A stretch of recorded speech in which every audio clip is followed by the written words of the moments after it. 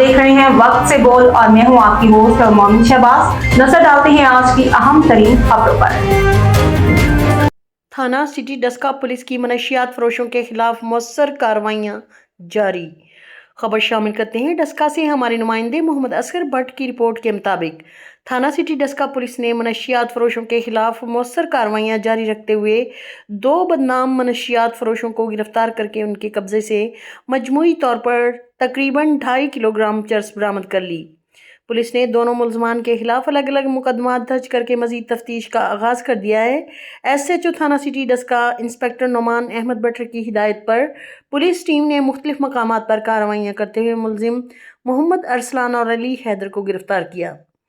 दौरान तलाशी दोनों मुलजमान के कब्जा से मजमूई तौर पर तकरीबन 2.5 किलोग्राम चरस बरामद हुई, जिसे कब्जा पुलिस में लेकर कानूनी कार्रवाई अमल में लाई गई।